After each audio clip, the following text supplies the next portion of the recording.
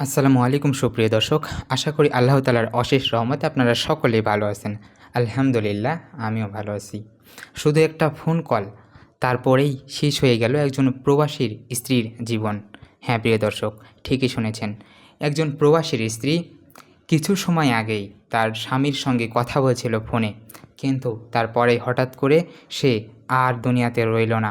কোনো একটা অজানা কারণে, কোনো একটা অজানা ব্যথায় সে দুনিয়া থেকে চলে গেল চিরতরে। তো চলুন তাহলে এই ঘটনাই আজকে দেখা যাক, কেন তিনি আত্মহত্যার মতো কঠিন পথ বেছে নিতে গিয়েছিলেন এবং কী কথা হয়েছিল তার সাথে।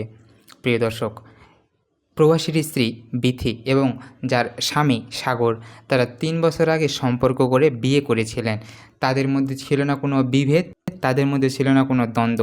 তারা একেবারে সুখ শান্তিতে জীবনযাপন করছিলেন। কিন্তু হঠাৎ কী জানি হলো, তাদের মধ্যে কাজ করলো একটি দ্বিধাদ্বন্দ্ব।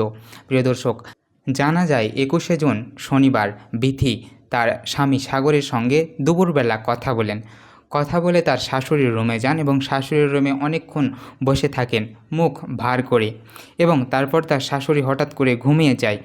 শাশুড়ি যখন ঘুমিয়ে যায় তখন বিথি ঘর থেকে বের হয়ে ওই শাশুড়ির ঘরের দরজাটা লাগিয়ে দেয় এবং সে নিজের রুমে চলে যায়। এরপর শাশুড়ি জানায়, তারপর আমি ঘুম থেকে উঠে দেখি বাইরে দরজা লাগানো। আমি বারবার চেষ্টা করেছি দরজা খোলার এবং তাকেও ডাকার চেষ্টা করেছি, কিন্তু সে আমার ডাকে সাড়া দেয়নি। এক পর্যায়ে আমি পাশের বাড়ির ভাবির থেকে দরজা খুলে নিয়েছি।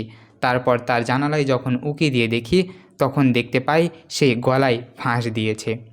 হয়তো তার মনে ছিল অনেক অভিমান, হয়তো কোনো একটি অজানা কারণে, হয়তো তার ভিতরে লুকিয়ে ছিল এমন একটি গভীর কথা যেটা কারোর সাথে শেয়ার করতে পারেনি, যার কারণে আজ এ আত্মহত্যার মতো পথ বেছে নিয়েছে।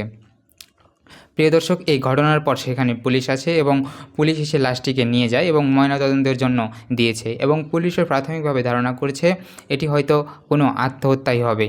প্রিয় দর্শক, অনেক স্বামী আছে, অনেক মানুষ আছে যারা প্রিয়জনদের সাথে ভালোভাবে মিশতে চান না, তাদেরকে সময় দিতে চান না, তাদের সাথে কথা বলতে চান না, তাদের মনের ভিতরে যে আবেগ রয়েছে সেগুলো শুনতে চান না। হয়তো তার মনের ভিতরে থাকা কোনো একটি আবেগের কারণে সে আজ এরকম কঠিন সিদ্ধান্ত নিতে বাধ্য হয়েছে।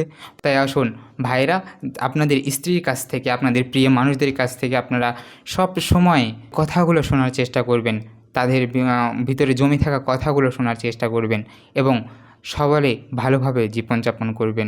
প্রিয় দর্শক, আজকে এ পর্যন্তই।